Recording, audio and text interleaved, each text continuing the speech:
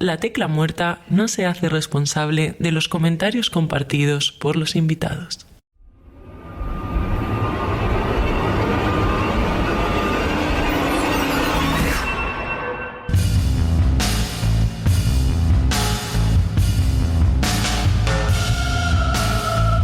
Bienvenidos. Las luces están apagadas y las velas encendidas, porque comienza La Tecla Muerta.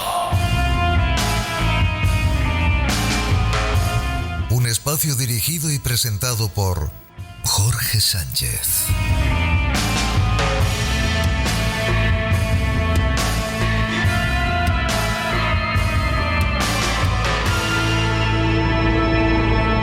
De julio de 1991, Milwaukee, Wisconsin. Periodistas y vecinos se agolpan ante un edificio del norte de la ciudad. A medida que se va filtrando información y se recogen pruebas, los allí presentes se dan cuenta de que han estado conviviendo con un asesino en serie. Al principio, nadie se lo podía creer. Ni los agentes de policía, ni los vecinos del barrio que estaban allí. Los crímenes de Jeffrey Dahmer aterrorizaron y al mismo tiempo intrigaron al mundo entero. Enseguida se convirtió en uno de los asesinos más famosos de la historia. El hijo primogénito de Joyce y Lionel Dahmer nació en Milwaukee, Wisconsin, el 21 de mayo de 1960, poco antes de que se cumpliera su primer aniversario de boda. Lo bautizaron como Jeffrey. El día que nació Jeff fue un día muy feliz. Durante un par de meses todo era nuevo, distinto. Disfrutaba mucho y estera feliz pensando en el futuro.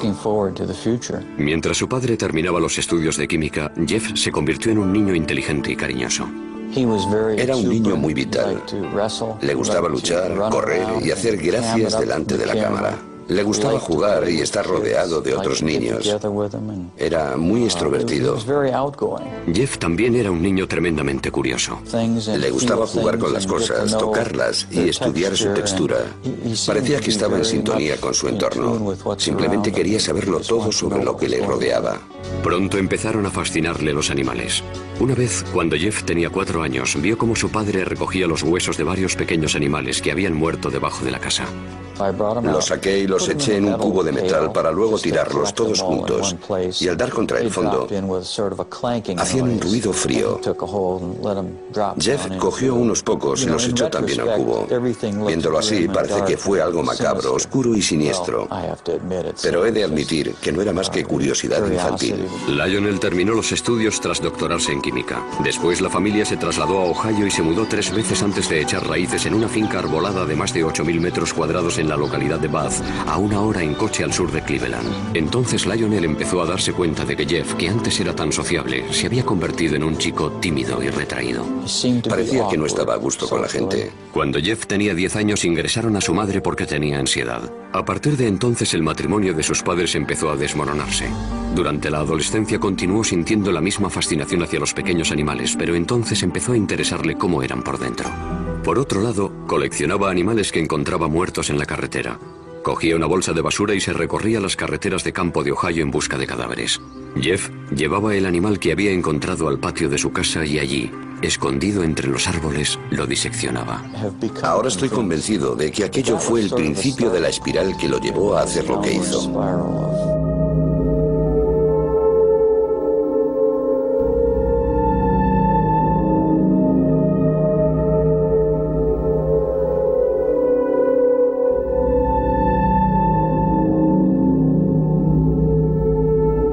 Si bien es cierto que a estas alturas hablar de asesinos en serie puede parecer un tema manido o todo un tópico, introducirse en la mente del asesino no es precisamente un trabajo ni fácil ni agradable para nadie.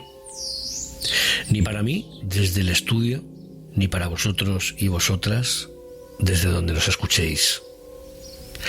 Por ese mismo motivo me gustaría avisar y dejar claro, antes de entrar en materia, que el contenido del programa de esta semana es tremendamente potente y que podría llegar a herir incluso la sensibilidad de los oyentes por lo extremo y por lo bizarro de los datos que aquí se van a exponer. Y dicho lo cual, Jeffrey Dahmer también conocido como el caníbal de Milwaukee o el monstruo de Milwaukee.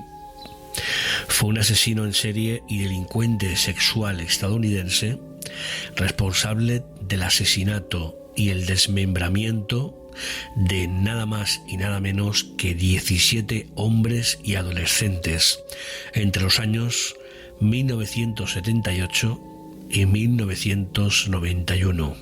Muchos de sus asesinatos involucraron la necrofilia, el canibalismo y la preservación permanente y enfermiza de algunas partes del cuerpo, generalmente todo o parte del esqueleto, manos, cráneos a modo de trofeo e incluso el propio miembro viril. Aunque se le diagnosticó un trastorno límite de la personalidad, además de otro trastorno psicótico, en su juicio se consideró que Dahmer estaba legalmente cuerdo. Fue condenado por 15 de los 16 asesinatos que había cometido en Wisconsin y fue sentenciado a 15 condenas perpetuas el 17 de febrero de 1992. Más tarde fue sentenciado a una 16ª cadena perpetua por un homicidio adicional cometido en Ohio en 1978. Años más tarde, el 28 de noviembre de 1994, Dahmer fue asesinado a golpes por Christopher Scarver, un compañero de prisión en la institución correccional de Columbia en Portage, Wisconsin.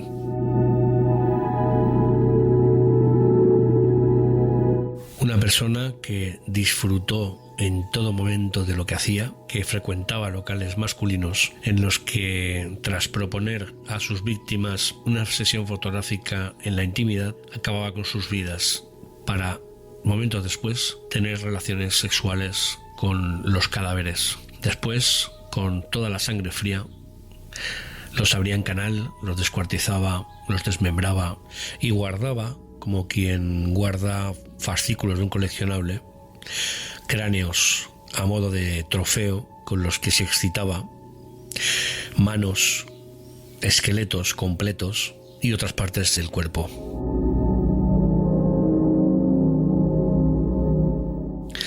Escuchábamos en la introducción el audio del documental Jeffrey Dahmer, dedicado a su persona, del canal Bio. Pero vamos a profundizar, vamos a realizar un viaje a lo más oscuro de la mente humana enferma, de manos de la invitada de esta semana, Catherine Vega. Amante de la música metal, es responsable de haber parido, entre otros títulos en su haber, Algo Malvado, los diarios secretos de Ted Bundy, American Killers número 1, y el que hoy presentamos aquí en La Tecla Muerta, Profanarás la carne, las confesiones de Jeffrey Dahmer, American Killers número 2, ambos por autopublicación vía Amazon, para quien esté interesado en hacerse con su propio ejemplar. Catherine Vega es redactora de contenidos, empezó publicando fanfics sobre sus personajes ficticios favoritos en Wattpad y en 2021 se lanzó a publicar su primer libro. Ese mismo año, su historia High Winchester fue seleccionada como finalista en los premios Wattis. En 2023, su novela Canciones que te oí cantar en Helsinki fue elegida ganadora en el 11º Premio Internacional HQN de HarperCollins. Como la mayoría de escritoras del mundo, y cito textualmente su biografía, lleva escribiendo desde niña, es apasionada de todo tipo de géneros literarios, desde el thriller a la romántica, algo que puede apreciarse en su obra. Le van los libros, como no, los piratas, el rock y los serial killers. Vive en Sabadell con 3 gatas adoptadas y rodeada de libros pendientes de leer. Y es para mí un placer tremendo tenerla aquí esta noche. Catherine, ¿qué tal? ¿Cómo estás? Bienvenida a La Tecla Muerta. Hola, buenas noches, Jorge. Encantada de estar aquí. No se nota que es grabado esto, ¿eh? No, para nada. No se nota nada en absoluto. Bueno, nada.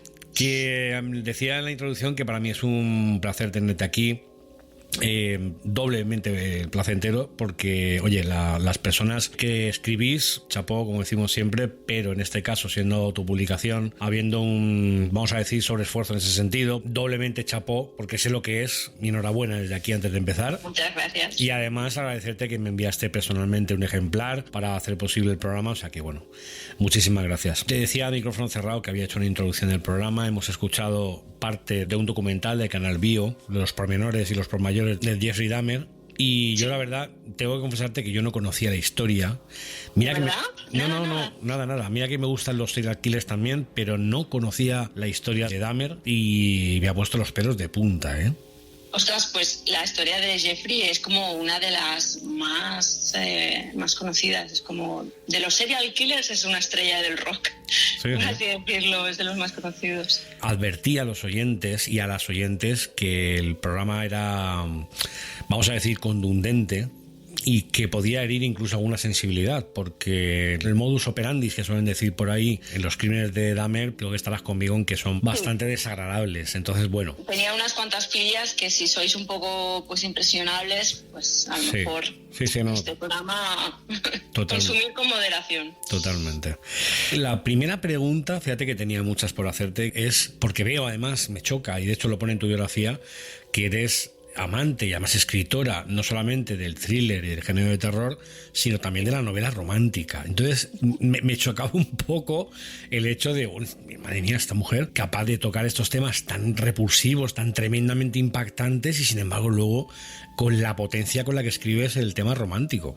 Bueno, es que yo como lectora consumo todo tipo de géneros, o sea, a veces necesito leer terror y cuando acabo de leer terror me apetece pues un poco de salseo y cosas más ligeras. Uh-huh. Entonces, como escritora me pasa exactamente lo mismo. Cuando salgo de escribir un libro como el de Jeffrey Dahmer, lo que me apetece es relajarme y no ponerme aquí a descuartizar a gente. Me apetece pues de escenas románticas o escribir relatos de otro tipo de género, porque así es como logro no agobiarme ni aburrirme como escritora. También me parece un reto. Sí, no, total. Gusta, la verdad, sí. Totalmente de acuerdo. Bueno, ¿prefieres entonces matar a besos que matar a machetazos? Depende del día. y depende de las narices. Sí. Puedo tirar para un lado como para otro. Bueno, pues entonces, oye, pues mira, mejor, porque siempre tienes dos opciones de hacer las cosas. Y además me permite, como escritora, está guay porque cada género tiene sus cosas, sus características y las cosas que tienes que potenciar. Y a veces te puede servir una cosa para el otro género, ¿sabes? Como los diálogos tienen que ser muy chispeantes en romántica, y también puedes utilizar tu experiencia escribiendo romántica para otro tipo de libros, para construir los diálogos mejor, por ejemplo, o la química entre personajes, aunque no haya una relación romántica entre ellos, por ejemplo. Estás escuchando La Tecla Muerta con Jorge Sánchez.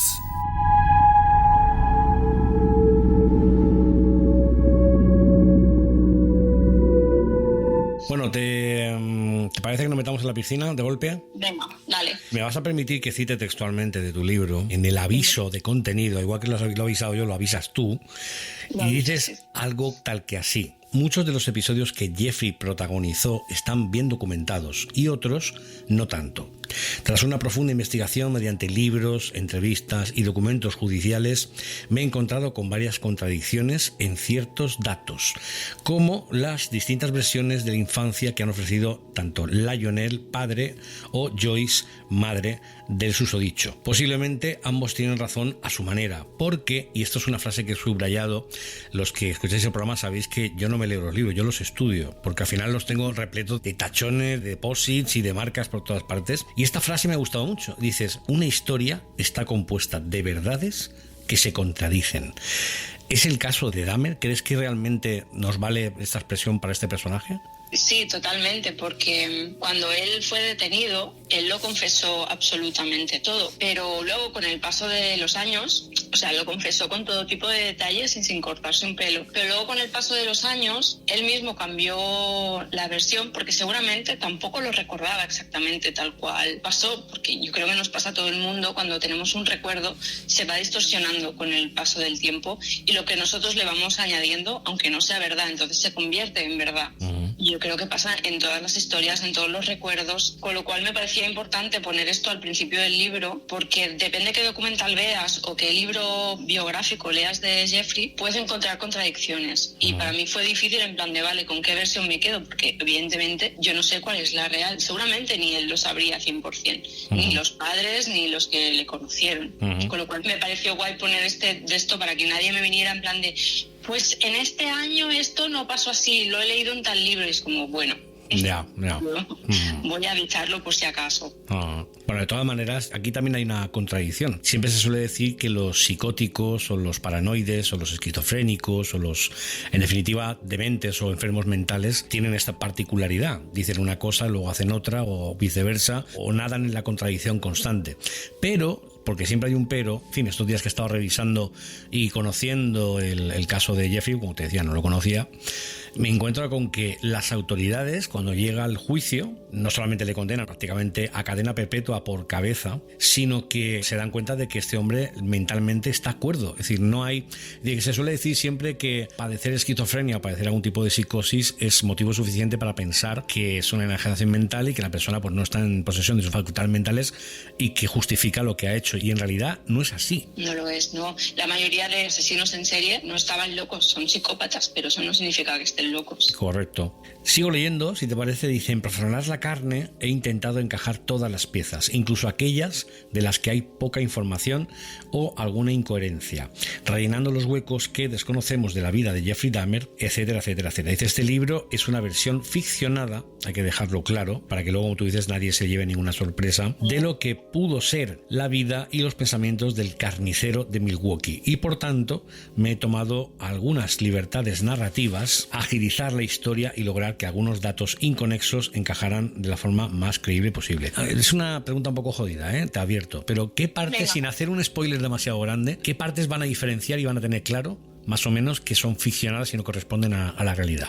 Bueno, depende de hasta qué punto conozcan la historia de Jeffrey Dahmer.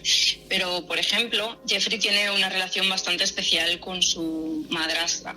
Tiene una relación como de más madre-hijo que la que tuvo con su propia madre. Y en ella, la madrastra es como que descubre antes que nadie que es homosexual. Y eso no está documentado en ningún sitio, pero me pareció interesante explorar que, ya que tenía esa relación tan especial con la madrastra, que es cierto porque ella siempre se preocupó por él como si fuera su hijo, que fuera la primera en decirle: no pasa nada si eres homosexual, aunque tu padre no lo entienda, pues yo estoy aquí para ti. Entonces me pareció interesante para desarrollar más el personaje y que humanizarlo un poco más, pero evidentemente no hay constancia de que eso ocurriera. Es una de las libertades que me he tomado. No me he tomado demasiadas, pero esta es una de ellas y yo creo que le da bastante jugo a la historia de Jeffrey. Luego comienzas con el prólogo y cito de nuevo textualmente, dice: no todos los hombres pueden identificar el día que marca el principio y el fin de sus vidas tal y como las conocen. Y él asevera: yo sí.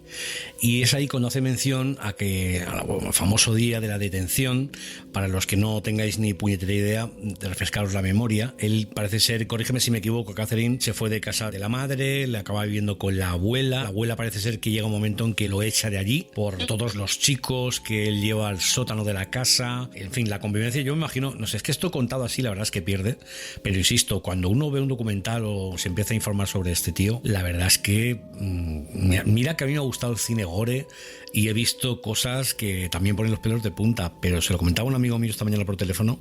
Digo: macho, si no lo conoces, échale un ojo a esto porque es tremendo. Parece ser que después de todo esto él se instala en unos apartamentos y es en los apartamentos donde creo que fue el último, vamos a llamarle con benevolencia, amante o conquista que él hace. Cuando la policía acude allí, hay una especie de revuelo, él asevera que simplemente son amigos, son amantes, que son pareja, y cuando la policía se va a ir, que es lo fascinante, porque apenas le piden el documento, pero cuando van a abandonar el apartamento es cuando este chico les comenta que miren el dormitorio porque en un cajón, uno de los cajones de la cómoda, hay un cuchillo con el que él lo ha amenazado. Y es cuando entran, hacen un registro, en fin, un poco visual por encima, y es el olor púdrido a carne cuando llama la atención a los policías y descubren aquel famoso bidón con restos humanos. Bueno, son los vecinos los que, de hecho, si recuerdas, se sorprenden. Es decir, es que, bueno, a lo que voy.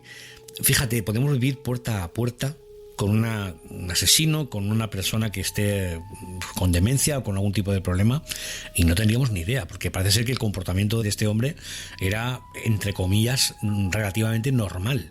Dentro de lo que consideramos normales, sí, porque precisamente uno de los rasgos de un psicópata es que saben imitar perfectamente el comportamiento que nosotros consideramos normal, porque es vital para que ellos sobrevivan. Tienen que imitar lo que ellos consideran que es lo aceptable para poder sobrevivir en la sociedad. Por eso es tan difícil, es un psicópata, ¿sabes? De mirarlo a los ojos y decir, vale, este tío es un psicópata. No es tan fácil. Seguramente no será el vecino rarito que vive encima tuyo. Será el que siempre saludaba, que es un clásico, y que parece completamente normal, que tiene un trabajo, que tiene un círculo social. En el caso de Jeffrey no tenía un círculo social muy fuerte, pero en otros asesinos tenían familia, tenían amigos, tenían hijos, y por supuesto nadie sospechaba que era un psicópata, porque se camuflaban perfectamente en la sociedad. Por eso es tan difícil.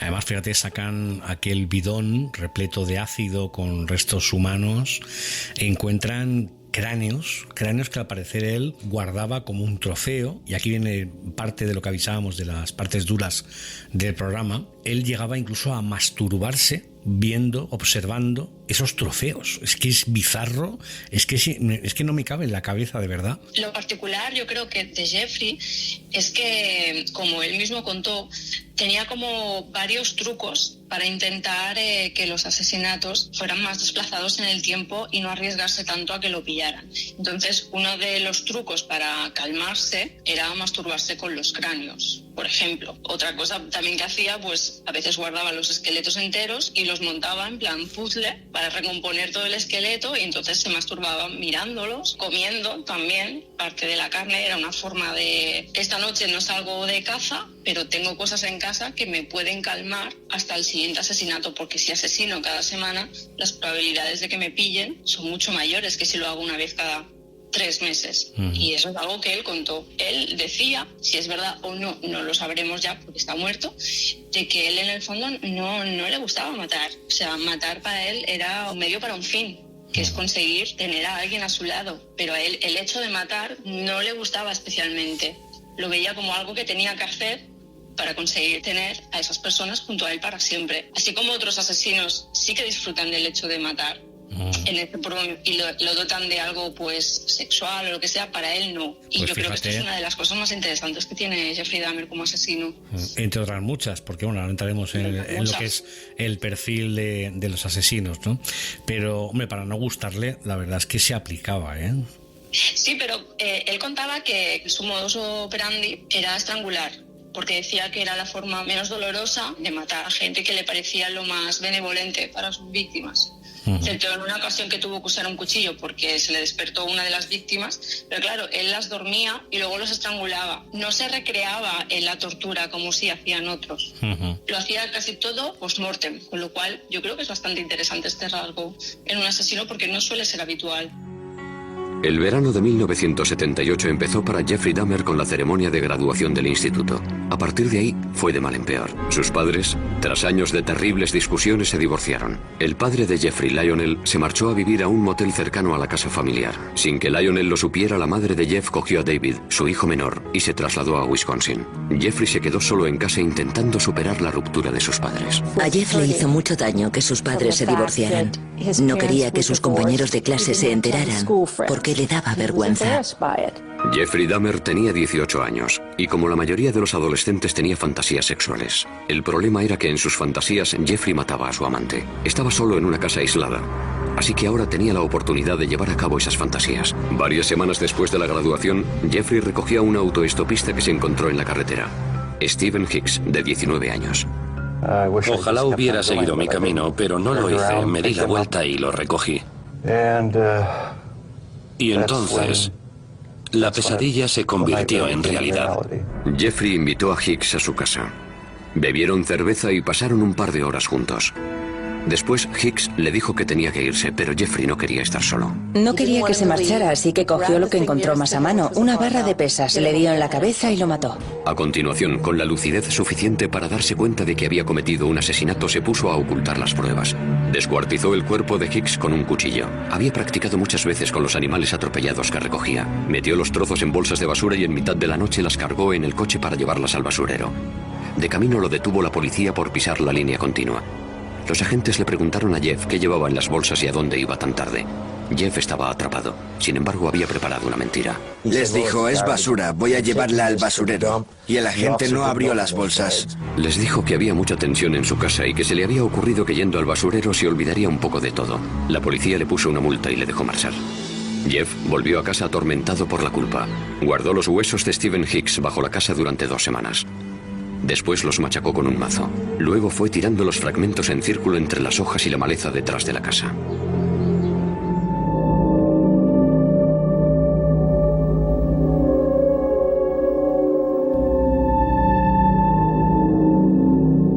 ¿Qué te llama la atención? Porque, claro, escribir en este caso, una biografía ficcionada, como decíamos al principio, pero ¿qué te llama a ti la atención de los serial killers para meterte en este tipo de literatura?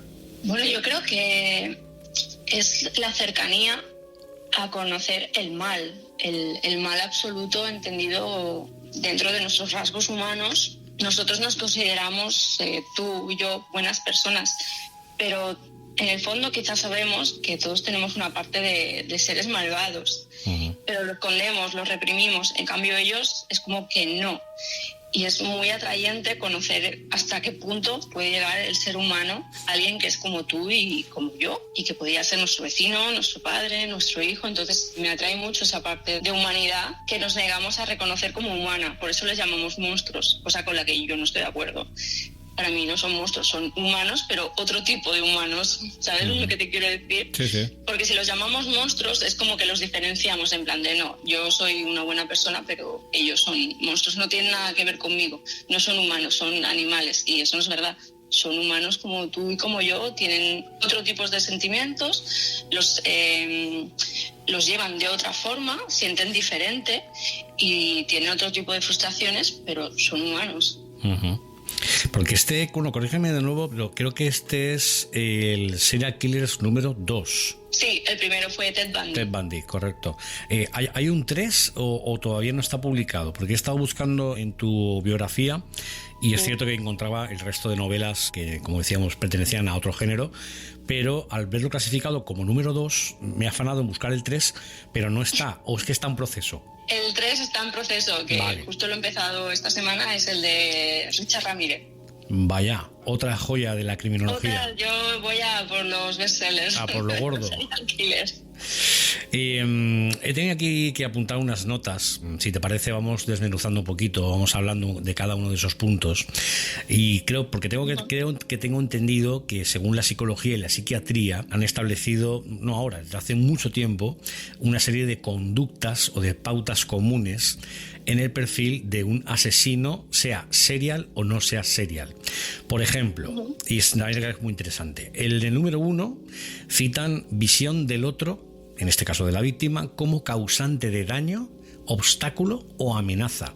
Sí, podría ser. Pero sin embargo... no en todos. Yo creo que no en todos los asesinos lo ven como una amenaza o un obstáculo. A veces simplemente lo ven como trofeos. Claro, porque en el caso de él no. En el caso de él iba a clubs masculinos, que tengo entendido, y proponía a las víctimas una sesión fotográfica en la intimidad, y era ahí, creo que empezó en casa de su abuela, como decíamos antes, y él ahí ya es cuando comienza su ritual o su manera de hacer las cosas. Pero él no los ve como una amenaza en principio. No, yo no creo que los vea como una amenaza. Los veía como algo que deseaba para él. Y por eso quería conservarlos con él y los mataba cuando ellos intentaban o escapar o volver a sus vidas y abandonarle tras una noche juntos. Entonces él no le gustaba estar solo. La tecla muerta.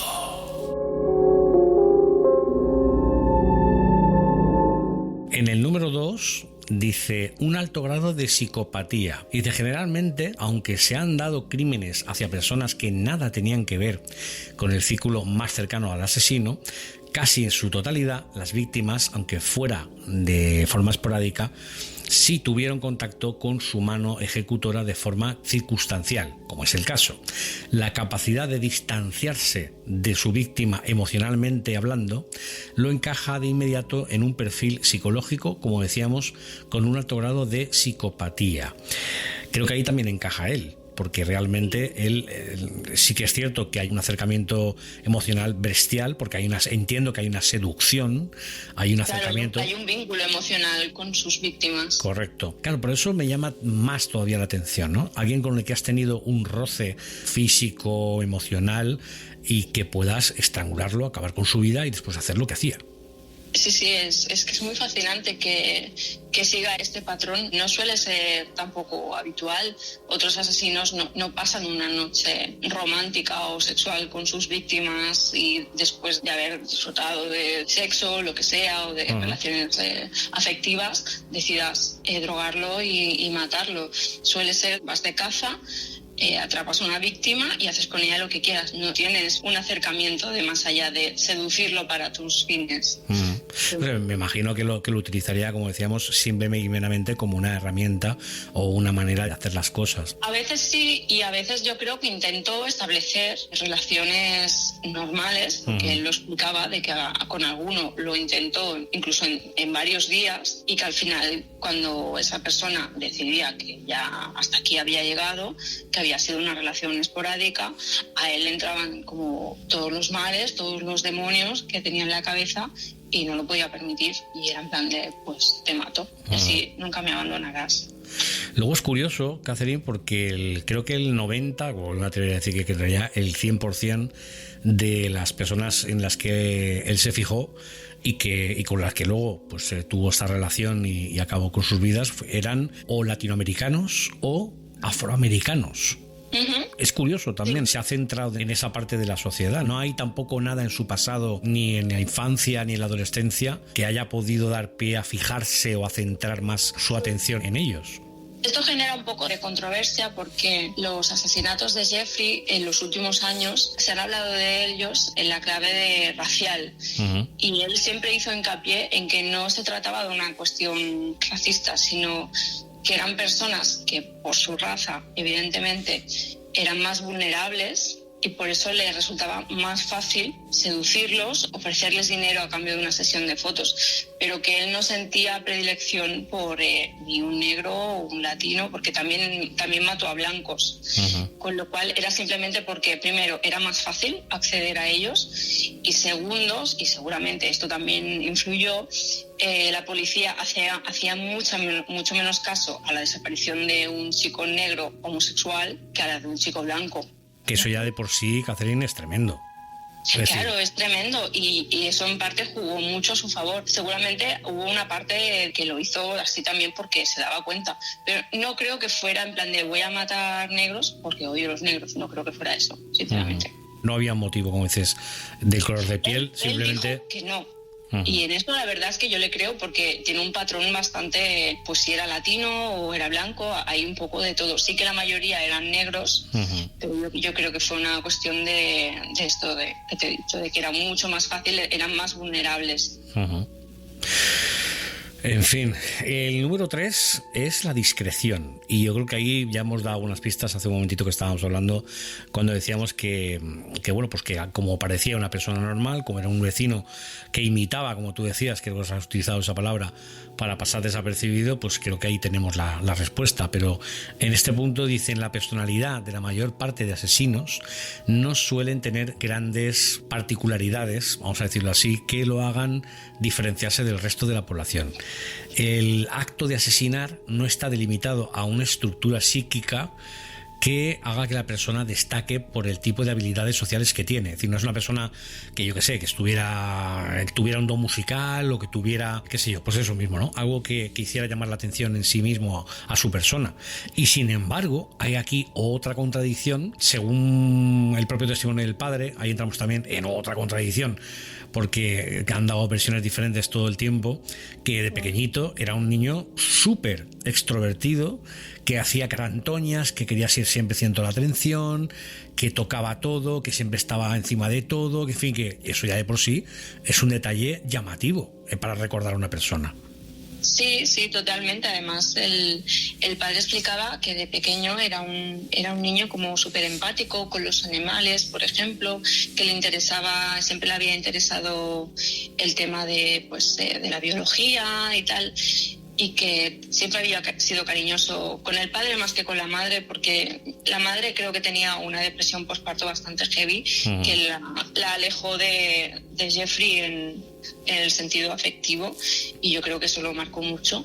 Pero con su padre tenía una relación hasta cierto punto bastante buena. Lo que pasa es que el padre de Jeffrey era un padre que se estaba sacando el doctorado, era científico y pasaba muchas horas fuera de casa y no le podía dar el caso que él quería.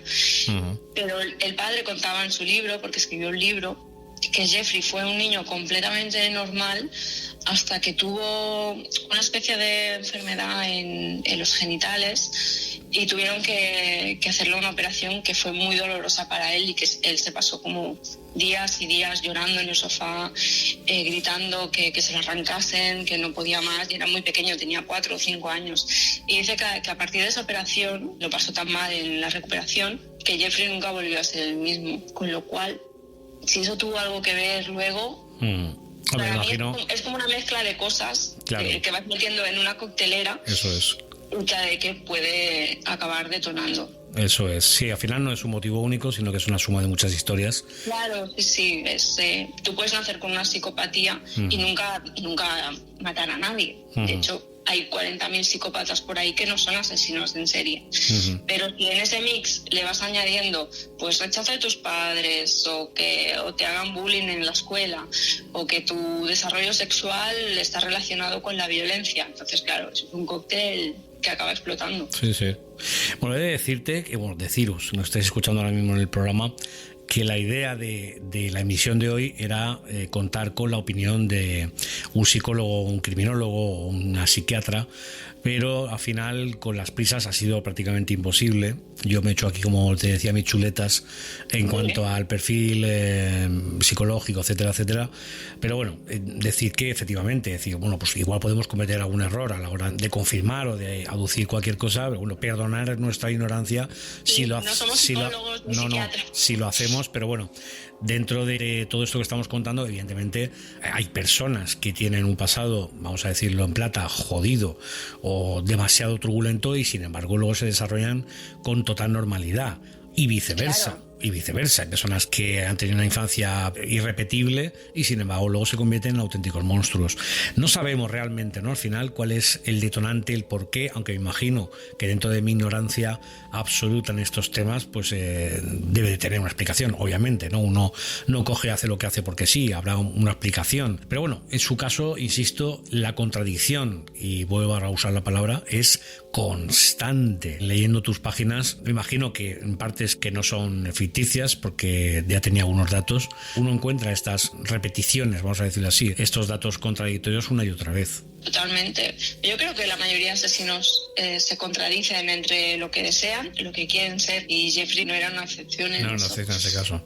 Bueno, de todas maneras, también contando con que en parte sí que podemos hablar de que son personas que están enfermas, no puede uno saber tampoco a ciencia cierta, a menos que venga de la rama de la criminología y sepa diferenciar. En fin, muy complicado. Es muy difícil, y ni siquiera los criminólogos se ponen de acuerdo en si un psicópata nace se hace. La mayoría están de acuerdo en que es una combinación de muchos factores. Porque luego tenemos en el punto 4 el bajo nivel de asertividad, pero de nuevo no es así, por lo menos en su caso, porque lo que dicen es que el asesino no es capaz de gestionar la situación de otra manera que con el asesinato, o bien, a pesar de concebir otra manera, le da prioridad a la de provocar el deceso de la futura víctima. Pero en su caso tampoco, porque, insisto, hay un acercamiento, hay una insinuación, hay en fin, toda una serie de pasos que él da hasta llegar a lo que hacía. También hay que decir que a muchas de sus víctimas las dejó marchar.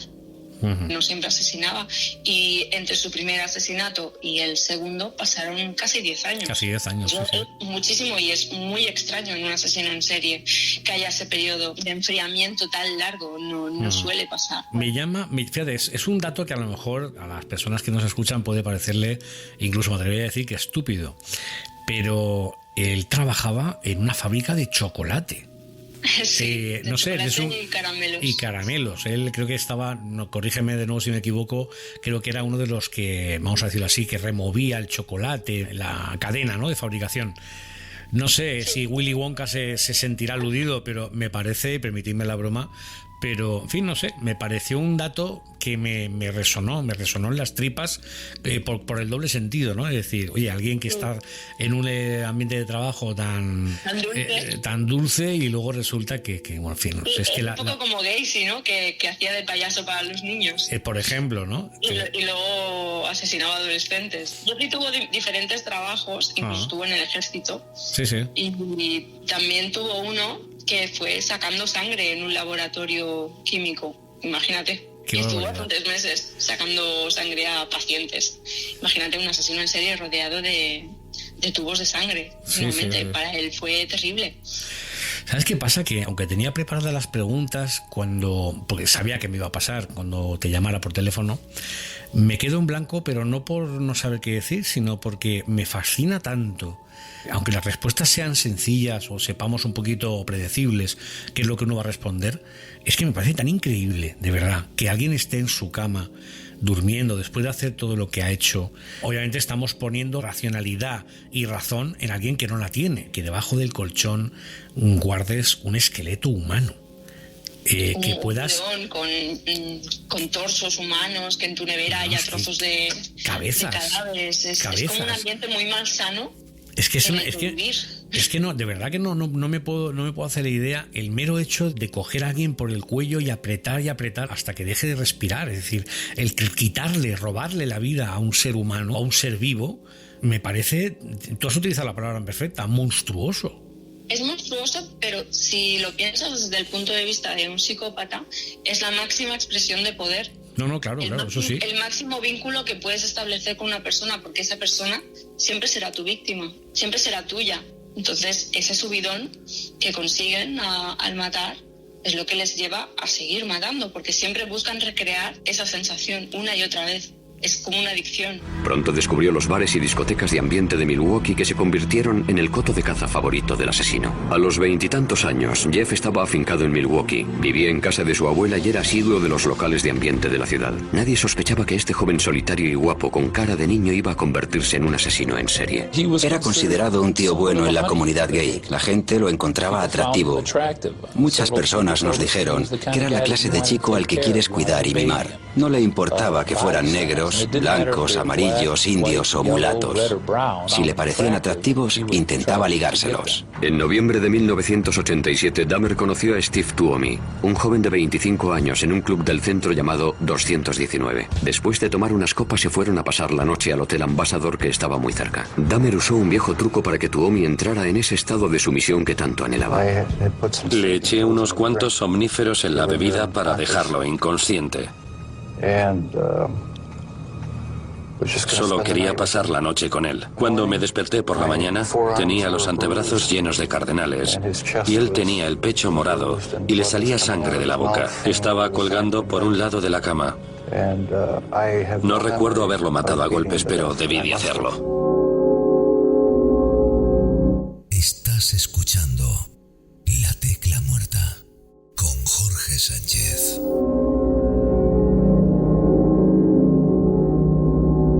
Es que me parece... Me cuesta entender que eso pueda ser un vínculo emocional para ellos, pero lo es.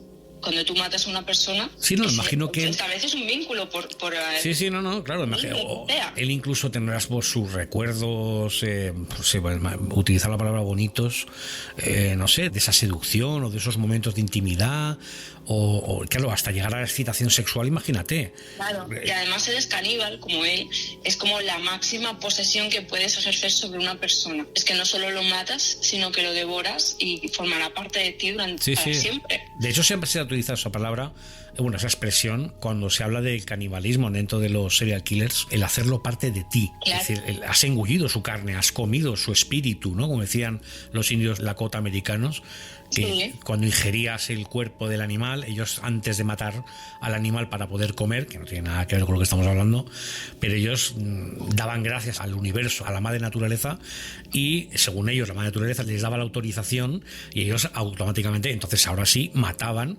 pero mataban por sobrevivir, no por placer o por cualquier otro motivo, pero sí que hacían suyo, ¿no? De hecho hablaban de que podías ingerir, de hecho, el poder de ese animal, el alma de ese animal, ¿no? Claro, pero bueno, el canibalismo ritual ha existido desde el principio de la humanidad y siempre se ha relacionado con devorar el espíritu de esa persona por diferentes motivos, ya sea para sanar o para conseguir poder o lo que sea. En el caso de los asesinos en serie, yo creo que se trata de un acto de máxima posesión, de lo vas a tener contigo para siempre. Increíble. Y nadie lo va a encontrar. Siempre te lo vas a quedar tú. No. Vale, es muy jugoso para un asesino. Sí. No, además que te digo que no voy a poder... Una expresión un poco fea, tratándose de canibalismo, pero bueno. Vaya tela. Y además que digo, no voy a poder encontrar otra palabra para decir constantemente también en el programa que no sea increíble. Es que es increíble. Es que no... Sí, es una de esas cosas que yo creo que si no nos dicen que es real y vemos una película o lo leemos, pensamos, venga ya. Esto no puede ser bueno, real. había un detalle, Catherine, cuando vi lo de Bio, el reportaje, que en ese famoso día, cuando lo detienen en los apartamentos, etcétera, parece ser que no solamente se sorprenden como hemos comentado, de que este hombre era quien era y hacía lo que hacía, sino que en ese momento muchos detalles de la convivencia en ese edificio cobraron sentido, como por ejemplo una vecina que recordó, y entonces se entendió el porqué, cómo tuvo que golpear la puerta de Jeffrey varias veces para pedirle que dejara de utilizar el serrucho para hacer carpintería, porque estaba montando un escándalo tremendo y obviamente un mueble no se estaba haendo. A las 3 de la mañana, es como, a ver, entre eso y el mal olor, es evidente que mucha gente es en plan de, ¿qué está pasando en ese apartamento? Si tú piensas y te pones en la piel de ese vecino, lo último que piensas es que estás compartiendo edificio con un asesino. No, claro. Este es un salao que le da por montar muebles de Ikea a las 3 de la mañana, pero no piensas, está cerrando un cuerpo. Es lo último que se te pasa por la cabeza, con lo cual es normal que nadie fuera más allá a denunciar, porque es que es la última opción que se te pasa. Además, cuando entra la policía, creo además que estuvieron a punto, como hemos dicho, de marcharse sin tomar cartas en el asunto, porque no solamente no vieron, restando el olor que fue increciendo hasta llegar al dormitorio, pero en principio el apartamento estaba, de hecho, creo que citaron muy limpio, muy bien adecentado, no había nada que llamara la atención, en fin, no hubiera sido una persona que guarda trozos de personas, de cadáveres. Jeffrey era muy cuidadoso con estas cosas, a pesar de que no podía evitar el olor, y lo intentó de varias maneras. Él siempre era muy cuidadoso con la limpieza porque sabía que se la jugaba, así como con la seguridad de su apartamento. Él puso candados para que nadie pudiera acceder si él no estaba, o sea, que si alguien entraba a robar, que no pudiera, porque si no se acababa todo. Él fue muy cuidadoso de que no me pillen, pero claro, hay cosas que igualmente él tuvo mucha suerte con la policía, porque se escapó varias veces de ser pillado, y aquí sí que entra una cuestión racial. Si hubiera sido negro, seguramente no se le hubiera permitido lo que se le permitió a Jeffrey, la verdad, y menos en la situación en la que vivía, en el año en el que vivió, y en el tipo de barrio en el que se estableció, que era básicamente un barrio negro. Repito, porque nadie se sienta aludido, se sienta molesto, insisto, con lo que estamos contando, pero es que era así, no era motivo de odio hacia el color de piel. Tener en cuenta, estimados oyentes, que, bueno, hoy en día todavía el racismo en Estados Unidos, por desgracia, todavía es un problema, pero entonces lo era más todavía. Y es cierto que, claro, complicado, y la policía, no solo la sociedad afroamericana, sino homosexual, o sea, era un combo que se en plan de a la policía no se la podía sudar más lo que le ocurriera a un hombre negro homosexual, hablando en plata. Sí, no, por eso he matizado antes que eso sí que era monstruoso, porque obviamente todos somos iguales ante la ley, aunque alguien se echa a carcajear cuando escucha o se pronuncia este tipo de frases, ¿no? Porque luego en realidad, y es cierto, no es cierto. Luego no es así, no se aplica No es cierto, porque Jeffrey contaba que alguna vez que sí que había tenido encontronazos con la policía, era decir que ese era su amante homosexual y la policía se ponía súper incómoda, en plan de, bueno, vámonos de aquí, porque yo no quiero tener nada que ver con los maricas estos, hablando como hablaban ellos, y se iban y lo dejaban. No, es tremendo. También jugó esta carta, y él lo sabía. Es tremendo, y aprovechamos desde aquí de la Tecla Muerta para sensibilizarnos, obviamente, con estos puntos de vista, porque nos parecen terribles. De hecho, no sé si lo sabes, has escuchado un otro programa, pero nuestra línea editorial, la de esta casa, es intentar sacar a la luz el terror, los terrores cotidianos, que son los que en realidad más miedo dan, no el loco de la motosierra o de la iconografía de terror, sino lo que está más en el día a día.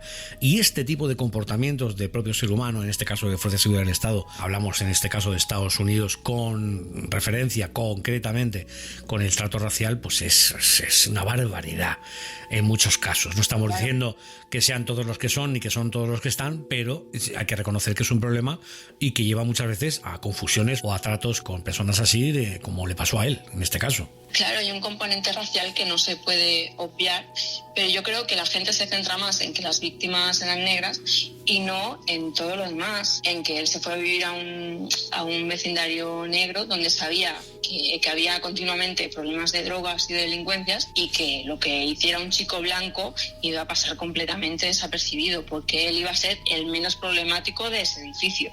Como y fue, porque en el edificio en el que él vivía era un edificio enorme y siempre habían problemas de tensiones por drogas, por no sé qué. Entonces un chico blanco que iba y venía, que tenía el turno nocturno en la fábrica de chocolates, como es el último del que vas a sospechar, por muy mal que huela su apartamento. Porque hay problemas como más evidentes a la vista, obvio, de los que preocuparse. Y para la policía era mucho más preocupante el que vendía marihuana en el piso de arriba, que Jeffrey Dahmer. Vamos a pensar que ese componente sociológico fue una de las capas de su cebolla, una de las piezas, claro, de su armadura. No se puede obviar ese componente social que lo envolvió. Seguramente si esto ocurriera ahora no hubiera tenido tanta suerte. Quiero pensar que no, imagino. No creo. Quiero pensar que no. Oye, ¿sentiste escalofríos escribiendo el libro? Sí, claro, porque como está escrito en primera persona, te tienes que meter en la mente de Jeffrey. Y lo bueno que tiene Jeffrey es que dejó muchas cosas confesadas, y fue fácil en el sentido de que me lo dejó todo muy mascadito. Expresión fea también, hablando de canibalismo, pero sí. No pasa miedo porque estoy ya bastante acostumbrada. Llevo consumiendo True Crime desde que tenía 13 años y ya... Pero sí que llega un punto en que el miedo que sientes es porque acabas empatizando con él. En ciertos aspectos. Que no se me malinterprete, por favor. No soy caníbal.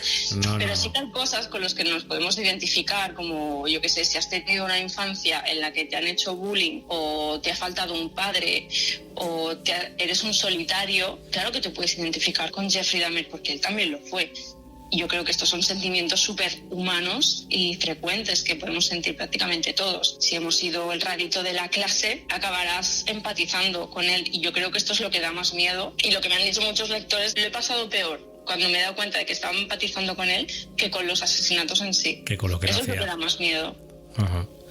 Bueno, se podría decir incluso que desde esta perspectiva, como tú has aducido hace ya un rato, pues bueno, pues era una persona, ¿no? Y con su vida, con sus más y sus menos, con el pasado que él tuvo, que en principio era absolutamente normal, hasta que y esto es un dato que también me puso los pelos de punta, después de que su padre encontrara aquellos restos de animal en el sótano de la casa y los enterrara de manera digna, él comenzó a sentir interés por otros animales y él incluso cogía bolsas de basura y se recorría, al parecer, algunas carreteras locales en busca de animales muertos, animales que él cogía y que él diseccionaba, abría en canal y destripaba, desmenuzaba, despellejaba. De verdad que me parece asombroso, me parece tremendo, y eso que el padre creo que lo cuenta en este libro que tú citabas, porque lo comentaba en el documental, que él tuvo claro que a partir de ese momento es cuando se sentaron las bases para convertirse en lo que luego él fue. Claro, porque cuando él empezó a recoger animales, creo que cuando somos pequeños sentimos curiosidad por muchas cosas. Y era bastante común en esa época que los niños pues recogieran huesecillos de los bosques o cráneos de pájaros y tal. Pues como mucha gente, esto es un hobby que es bastante reconocido. Pero él sentía curiosidad por lo que había dentro de los animales. Y fue en una época que coincidió con su despertar sexual. Entonces, de alguna forma, ambas cosas acabaron haciendo clic, ¿me entiendes? Y ahí yo creo que empezó a desarrollar sentimientos malsanos, porque yo creo que antes, las primeras veces que lo hizo fue por curiosidad, como cuando un niño apunta con una lupa a un hormiguero, de a ver qué pasa. Ese punto cruel que tienen los niños, aunque él, sin embargo, no mató animales, recogía animales ya muertos. Ya muertos, sí. Los abría, que eso es curioso también, porque normalmente los asesinos en serie suelen empezar matando animales y él no lo hizo. Sí, él aprovechaba la circunstancia y saciaba su curiosidad. Pero por lo que te he dicho antes, porque yo creo que él no sentía placer en el hecho propio de matar, sino en todo lo que podía conseguir a partir de eso. Luego hay otro detalle que recuerdo del documental, que parece ser que la primera vez, creo que es una excursión en la escuela, que van como de pesca o van a un lugar a aprender a pescar, o en fin, para enseñarles cómo funcionaba el tema. Y cada uno, en el momento de enseñar lo que había pescado, él muestra su pez, ya muerto obviamente, y cuando él lo abre en canal, él se fascina con lo que hay dentro del pez.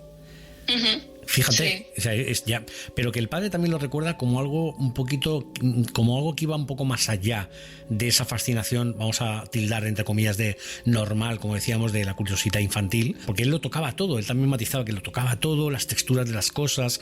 Cuando él abre el pez, es el clic interior que se suena en él y que lo transforma. Sí, es como uno de los primeros pasos. Aunque yo creo que el padre de Jeffrey también se contradice, porque en el libro que escribió, él explicaba que él lo veía como, bueno, le interesa pues la biología, los animales, diseccionar cosas, esto puede tener una salida académica. Y entonces él, en cierto modo, lo incentivó también.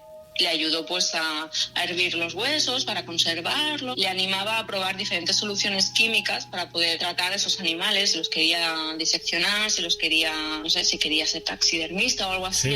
Bueno, mi hijo tiene un interés, aunque sea uno un poco raro. Yo soy científico, puedo entender que esto se puede encaminar hacia una carrera, por ejemplo. No lo sabía, no sabía que... Bueno, es curioso y además es bastante oportuno, porque claro, es cierto que siendo científico y siendo químico, pues claro, él era el padre el que le traía compuestos químicos en plan de prueba con esto. Te voy a enseñar a hacerlo bien, porque no puedes tener un animal muerto en el garaje de casa que huele mal. Tienes que hacer esto y esto. Entonces, al principio fue como con el beneplácito del padre, y cuando el padre empezó a ver que se le estaba yendo de las manos, le dijo, oye, mira, no, esto tiene que acabar. Y es cuando empezó a hacerlo pues en secreto, cuando se dio cuenta de que eso que le gustaba a él, que le hacía feliz, era algo que la sociedad no aprobaba. Jeffrey pensaba que era tan malo que era el propio demonio. Sabía que le sucedía algo malo, aunque no sabía qué. Sin embargo, nunca se había definido como un loco. El hombre que entró en la sala de aquel juzgado de Milwaukee en enero de 1992 parecía completamente normal, hasta que el inspector Dennis Murphy leyó su confesión. El padre de Dahmer, Lionel, estaba sentado en la sala al lado de su segunda esposa, Shari, sin poder dar crédito a lo que estaba oyendo. Nadie nos preparó para el golpe, ni nos advirtió de los detalles que íbamos a escuchar. ¿Cómo era posible? ¿Cómo era posible que no me hubiera enterado de nada? La naturaleza de los delitos que había cometido Dahmer parecía una prueba irrefutable de su locura. Como si no se podía explicar que un hombre tuviera relaciones sexuales con cadáveres, que los descuartizara y se los comiera, y todo para obtener placer sexual. Sin embargo, la definición legal de locura es muy estricta. La necrofilia, una obsesión que te obliga a tener relaciones con cadáveres, se considera una disfunción sexual, pero no quiere decir que el sujeto que la padece esté legalmente loco. Adujo que el impulso necrofílico era tan grande que no podía controlarlo.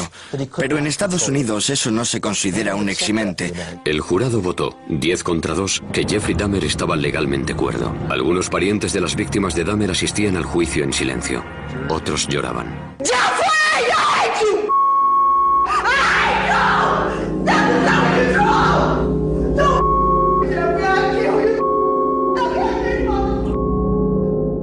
Oye, ¿tú crees que hay...?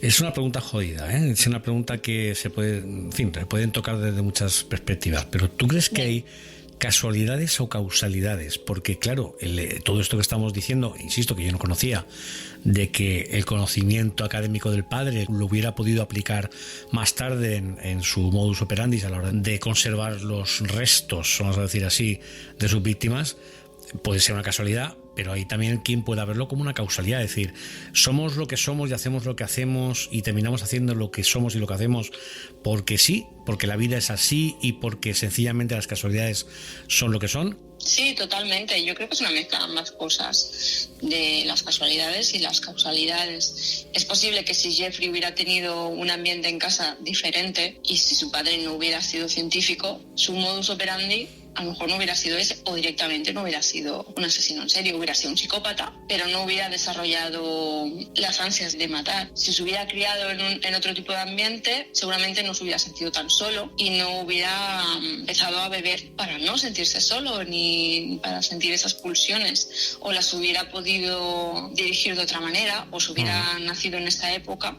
ser homosexual no está tan mal visto como estaba mal visto en los 90. Entonces, no te podías casar con tu novio, no podías andar en la calle de la mano de tu novio, y todo ese secretismo yo creo que fue un cóctel bastante molotov para Jeffrey.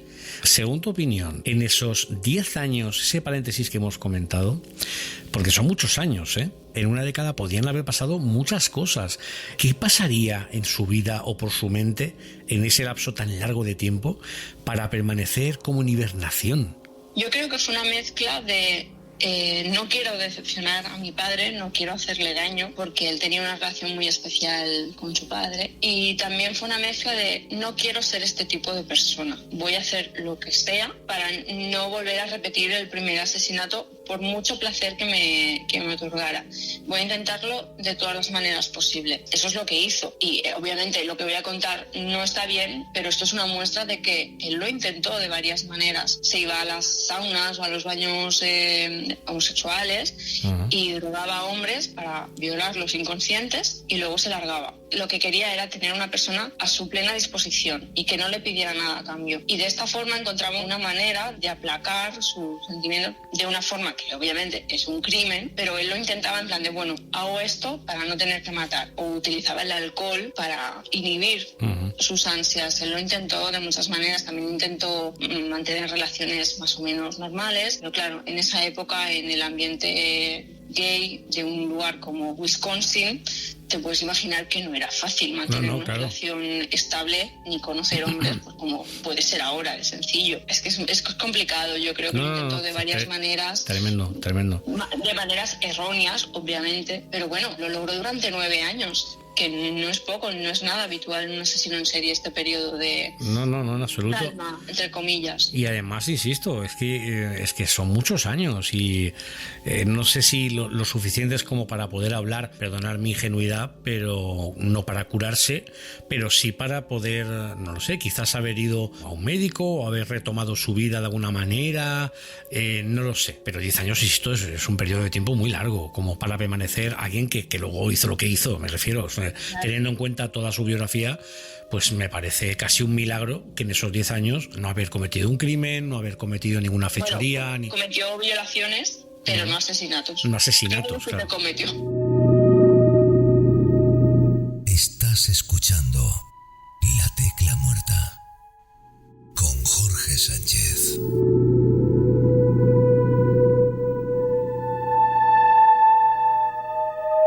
Catherine, otra pregunta que yo quería hacerte, me imagino que te la habrán preguntado mucho, porque hay un sano debate en todo ello, y nos salimos un poquito de la tangente en este punto de la entrevista. ¿Por qué autopublicación y no con un editorial? Bueno, yo estoy con editorial, también.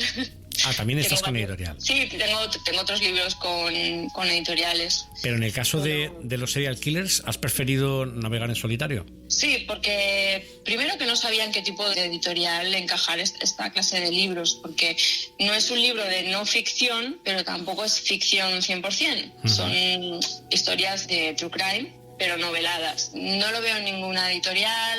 También pensé, no me va a gustar las portadas que lo van a meter, no voy a tener el control sobre esta saga o colección, y preferí hacérmelo yo. Uh-huh. Y también podría subirlo yo a Amazon, podría llegar a otro tipo a más países, por ejemplo, uh-huh, que se hubiera publicado con una editorial pequeña en España. Yo sé que hay muchísimos lectores de True Crime en Estados Unidos, en uh-huh, México, y me leen mucho desde allí. Uh-huh. Entonces dije, yo quiero tener el control y poner yo el precio a los libros, poner un precio bajo, porque yo creo que son bastante asequibles, ¿no? Sí. Los libros para el tamaño que tienen, uh-huh, y poder llegar pues a México, a Estados Unidos, a Brasil, Argentina. Y yo quería tener el control total de esta colección, así como otros libros. No me importa tanto cederlos a editoriales, y estoy contenta de haberlos cedido. Sobre estos seguiré teniendo yo el control. Bueno, pues decirte que estás de enhorabuena, porque yo creo que puedo decir que, bueno, sabes que los podcasts tienen esa ventaja referente a programas de radio en el ámbito nacional, local o provincial, en el sentido de que generalmente los podcasts se escuchan mucho en todas las partes del mundo, y no es sorprendente cuando entras al perfil de, en este caso, La Tecla Muerta, y ves que por porcentajes iVoox, que es desde donde emitimos este programa, te desgrana un poco la audiencia. Y creo que son más de 30 países los que nos escuchan, 70% de España, pero el 30%, que no es una cifra nada desdeñable, pues creo que no sé, en Estados Unidos habían unos 200 oyentes y en México casi los 300. O sea que, bueno, pues estás de enhorabuena, porque desde aquí, para nuestros oyentes del otro lado del charco, pues que sepáis que sí tienen la opción, ¿no? Tienen la opción de entrar en Amazon y hacerse con estos dos títulos. Que yo creo que es muy interesante lo de publicar en Amazon, que llegas literalmente a todo el mundo, y además tú puedes tener el control sobre el precio, la portada, la maquetación. La portada era una cosa que a mí me preocupaba. ¿Porque la has diseñado tú? No, las hace un ilustrador de aquí de Barcelona, que es bastante conocido, que es Mickey H, y tiene un estilo muy cañero, y siempre tuve claro que tenía que ser él, y es el de las dos portadas, tanto el de Ted Bundy como el de Jeffrey Dahmer. Bueno, pues si te parece, voy a leer, para ir terminando, la sinopsis. Catherine Vega, profanarás la carne. Las confesiones de Jeffrey Dahmer. El horror se esconde tras la anodina puerta 213 de los apartamentos Oxford de Milwaukee. Y el horror lleva un nombre que pronto el mundo entero conocerá. Cabezas humanas en una nevera sangrienta. Un barril lleno de ácido y torsos humanos. Un altar de calaveras hervidas. Y como artífice de todos esos macabros hallazgos, un hombre que acabará por recibir el tristemente célebre apodo del carnicero de Milwaukee. En una larga noche de revelaciones, el inspector Patrick Kennedy escuchará de la boca de Jeffrey Dahmer cada uno de los episodios que llevaron a un aparentemente buen chico americano de clase media a convertirse en un auténtico serial killer caníbal y necrófilo que marcaría a toda una comunidad y a un país entero. Bueno, pues ya sabéis, profanar la carne, Catherine Vega, crimen o true crime, como se dice ahora en la actualidad. Tenéis la oportunidad de haceros como este ejemplar. Yo solo tengo que agradecerte no solo tu tiempo, sino, como te decía, el que me hayas o me enviases el libro de manera personal, porque llegó por paquetería y además muy rápido. Te agradezco la celeridad y un abrazo muy, muy, muy fuerte. Enhorabuena por este trabajo que estás haciendo. Estás más que invitada, por favor, te lo pido, a que cuando saques el de Richard Ramírez, pues te pases por aquí y charlemos un poquito sobre este icono también de la criminología. Claro que sí, yo encantada de que me hayas invitado, me lo he pasado súper bien, y espero que a los oyentes pues también se lo hayan pasado bien, entre comillas. Hablando de estos temas escabrosos. Entre comillas. Bueno, pues Catherine, cariño, un besito muy, muy grande, un abrazo y nos vemos prontito. Muchas gracias, Jorge. Hasta luego. Chao.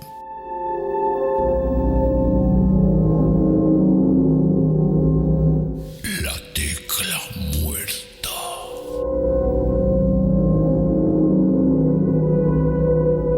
Los crímenes de Jeffrey Dahmer impactaron al mundo, pero los motivos que le llevaron a cometerlos es lo que continúa fascinándonos. Es un misterio entre los misterios. Un misterio que nunca se resolverá. Aunque siguiera vivo, no creo que fuera posible averiguar qué sentía. Solo tendríamos hipótesis.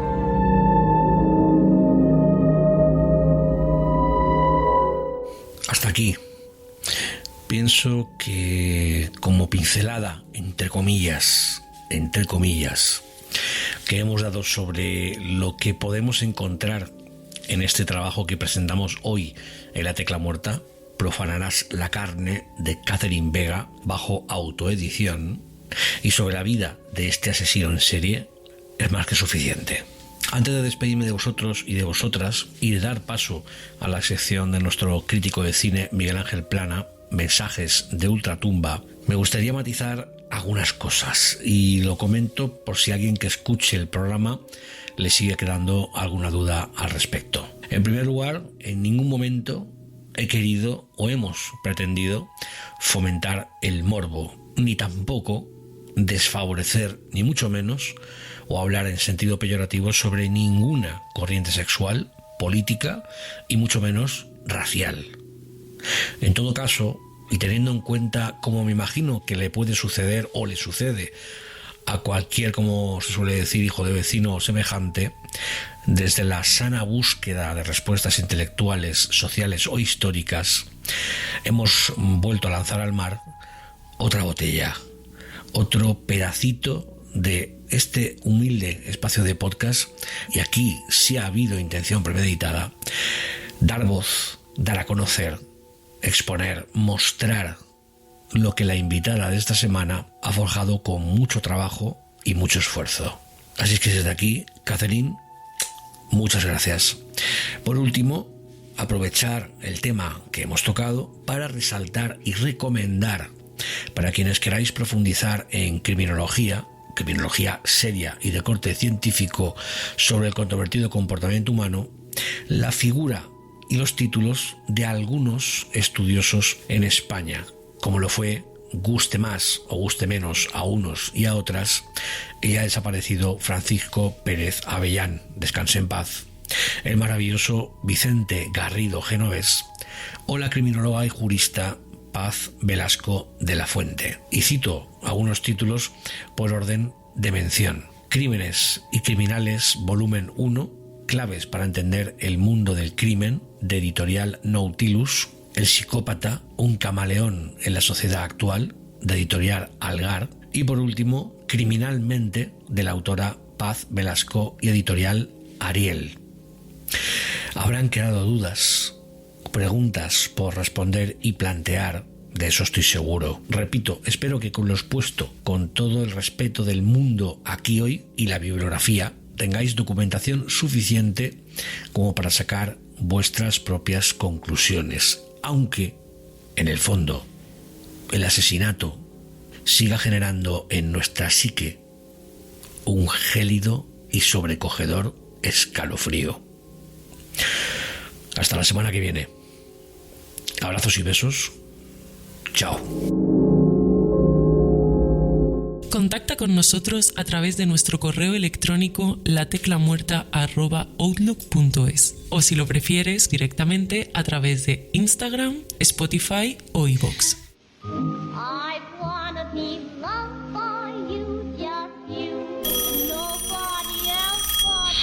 ¿Es que no oyes el maldito teléfono, jodido gordiflán del demonio? Sí, ya lo oigo, saco de huesos y no pienso cogerlo. ¡Maldita sea! ¡Contesta de una jodida vez, o te aseguro que voy a ir ahí y te voy a dar una patada en ese culo putrefacto que tienes! Te aseguro, maldita vieja, que no pienso mover el trasero de la mecedora. ¡Esto te quedará si no descuelgas de una vez! ¡Te daré tal puntapié en tus posaderas que te harán de adorno de Navidad la bufanda! Saltará el contestador, ¿de acuerdo? Así que, ¿por qué no te callas y desapareces de una maldita vez? ¡Viejo ceboso! ¡Joder con la vieja!